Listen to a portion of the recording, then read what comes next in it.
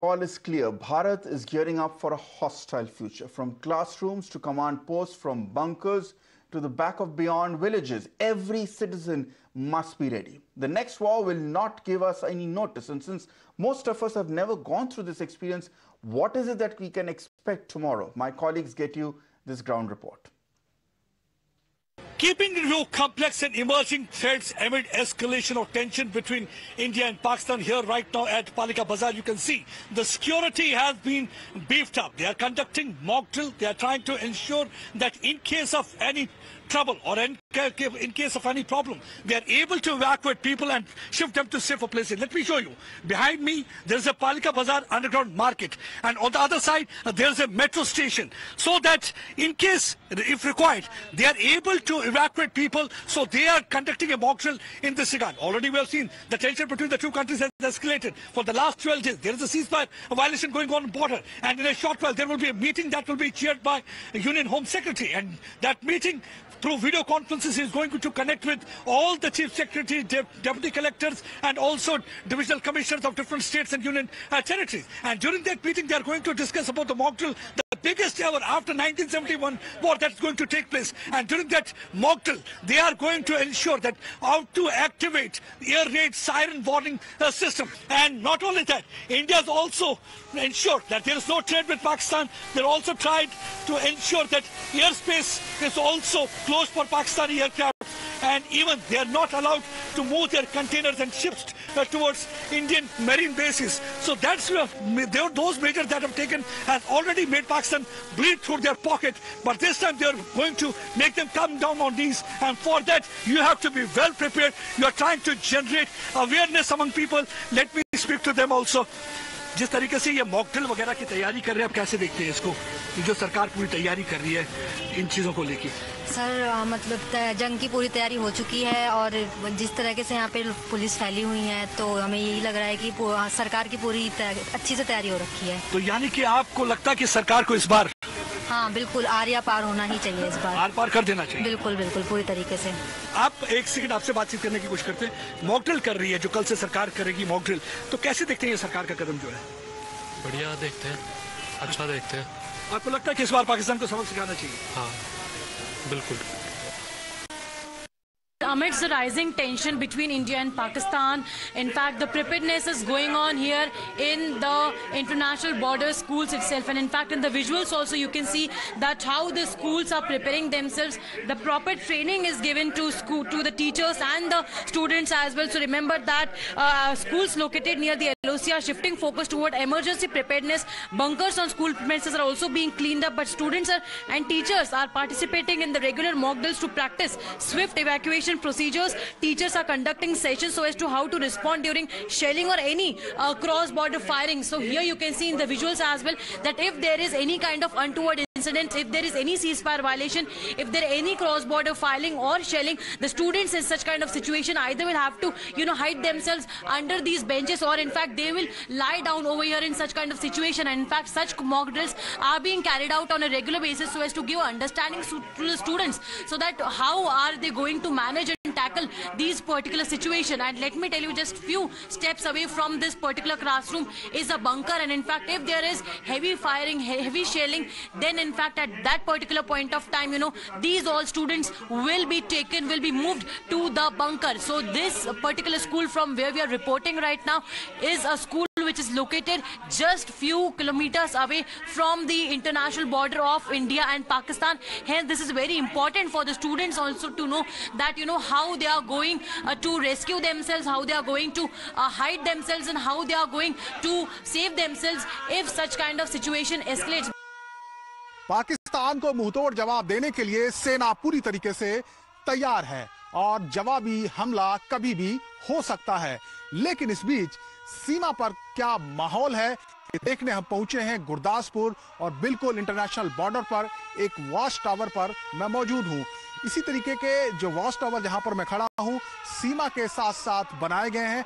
हर 100 metre की दूरी पर एक वॉच टावर है, और वहां से निगरानी की जाती है सीमा की, इंटरनेशनल बॉर्डर की, ताकि पाकिस्तान की तरफ से कोई हिमाकत ना हो सके। अक्सर यहाँ पर पाकिस्तान की तरफ से ड्रोन आते हैं, घुसपैठिए आते हैं, और उनको जो बीएसएफ है वो पकड़ती है और मार भी गिराती। हाल ही में एक घुसपैठिया पाकिस्तानी पकड़ा गया था, फिलहाल उसको पंजाब पुलिस के हैंड ओवर किया गया। और ये इंटरनेशनल बॉर्डर का इलाका है, मैं आपको दिखाना चाहता हूँ। जहां पर मैं खड़ा हूँ जिस वॉच टावर पर, इससे ठीक करीब 100 मीटर की दूरी होगी, वहां पर भी एक वॉच टावर है और उससे आगे 100 मीटर की दूरी पर इसी तरीके से आप आगे बढ़ते रहिए और लगातार जो वॉच टावर हैं ये आपको यहां पर दिखाई देते रहेंगे। हमारे जो सिक्योरिटी फोर्सेस के जवान हैं, बीएसएफ के जवान हैं, इन्हीं वॉच टावर से सीमाओं की निगरानी करते हैं। रेगुलर पेट्रोलिंग होती है और न सिर्फ दिन में बल्कि 24 घंटे रात में भी पेट्रोलिंग होती है और इन वॉच टावरों से नजर रखी जाती है। मेरे बाईं तरफ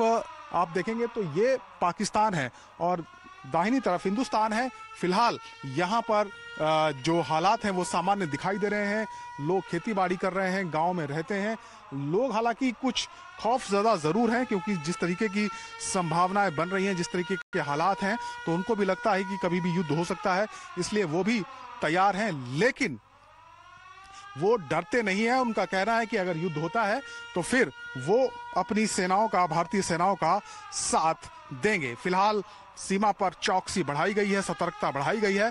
इंटरनेशनल बॉर्डर की तरफ आने वाले हर शख्स से पूछताछ की जा रही है, जांच की जा रही है, उसके बाद ही इजाजत किसी को आगे आने की दी जाती है। और जो ये वॉच टावर है जहां पर मैं इस वक्त मौजूद हूं, यहां से लगातार सीमा पार निगरानी हमारे जवान करते हैं और यही वजह है कि सीमा पार से अगर कोई हरकत होती है, कोई हिमाकत की जाती है, तो उसका मुंहतोड़ जवाब हमारी सिक्योरिटी फोर्सेस बीएसएफ की तरफ से दिया जाता है। तो फिलहाल सीमा पर चौकसी और निगरानी बढ़ाई गई है, पेट्रोलिंग बढ़ा दी गई है। इस वक्त हम गुरदासपुर में हैं, इंटरनेशनल बॉर्डर से महज कुछ मीटर की दूरी पर, और यहाँ पर पंजाब पुलिस, जिसे सेकेंड लाइन ऑफ डिफेंस कहा जाता है, उसने भी अपनी तैयारी की हुई है। केंद्रीय गृह मंत्रालय की तरफ से मॉक ड्रिल करने के लिए कहा गया और यहाँ पर हम आपको तैयारी दिखाते हैं किस तरीके से पंजाब पुलिस की तैयारी है। आप देखिए यहाँ पर सीमा के पास जो बख्तरबंद वाहन है वो यहाँ पर डिप्लॉय किए गए हैं, क्योंकि अगर इमरजेंसी होती है, कोई हमला होता है, तो पुलिस कैसे कानून व्यवस्था बनाएगी, कैसे लोगों को बचाएगी। उसके लिए आप देखिए ये एक बख्तरबंद वाहन है पंजाब पुलिस का, और ये आप अगर दूर से देखेंगे तो ये एक ट्रैक्टर नजर आता है और इस ट्रैक्टर को बख्तरबंद वाहन में तब्दील किया गया है। मैं इसके अंदर भी आपको जाकर दिखाता हूँ किस तरीके की तैयारी है। ये देखिए, ये आप अंदर से बिल्कुल बख्तरबंद है, किसी तरीके का गोलियों का, हथगोलों का या ग्रेनेड का इस पर कोई असर नहीं होता है। पूरी तरीके से बहुत मजबूती के साथ इसको बनाया गया है और पंजाब पुलिस भी अपनी तैयारियों में सेना के साथ, बीएसएफ के साथ जुटी हुई है। आप देखिए किस तरीके की तस्वीरें आपको दिखाई दे रही हैं। तो सीमा पर आप अगर जाएंगे तो आपको जगह जगह तैयारी जो है हमारी जो आर्म्ड फोर्सेस हैं उनकी यहाँ पर नजर आएंगी। इसमें बैठने की व्यवस्था है और यहाँ से ये जो इसकी सनरूफ है इसको भी खोला जा सकता है। हालांकि मैं प्रयास करता हूँ इसको खोलने का। देखिए यहाँ से खुलता है और अगर कोई हमला होता है या उपद्रव की स्थिति पैदा होती है तो फिर यहाँ से पुलिस मोर्चा संभालती है। तो इस तरीके के व्हीकल आपको दिखाई देंगे सीमा के आसपास, बॉर्डर के आसपास। गुरदासपुर जो कि इंटरनेशनल बॉर्डर के बिल्कुल करीब है और यहाँ से कुछ ही दूरी पर फेंसिंग मौजूद है और सेकेंड लाइन ऑफ डिफेंस के तौर पर जो पंजाब पुलिस है उसकी तैनाती रहती है। तो उसके तहत आप देखिए पंजाब पुलिस की तैयारी यहाँ पर दिखाई दे रही है। ये बिल्कुल बख्तरबंद और बहुत मजबूत इसकी जो शील्ड है, जो कवच है, वो बनाया गया है। और ये ट्रैक्टर है, आप देखिए ट्रैक्टर को मॉडिफाई करके बख्तरबंद जो व्हीकल है उसमें इसको तब्दील किया गया है। ट्रैक्टर की तरह ही इसके जो व्हील है पिछले और अगले वो यहाँ पर बनाए गए हैं। तो आप देखिए किस तरीके से जो पंजाब पुलिस है वो भी फिलहाल तैयार नजर आती है और यहाँ पर पंजाब पुलिस के जो जवान हैं वो भी पूरी तरीके से तैनात हैं। बात भी करेंगे, कितनी दूर है यहाँ से बॉर्डर? बॉर्डर है 6-7 किलोमीटर। तो आप लोग कितना तैयार हैं अगर कोई स्थिति होती है युद्ध की, या किस तरीके का माहौल अभी है और अगर बनता है आगे भविष्य में तो पंजाब पुलिस के तैयार है? जो भी है जहाँ पर आता है उसको रोककर चेकिंग करते हैं कि जो होया आता है उसको रोककर।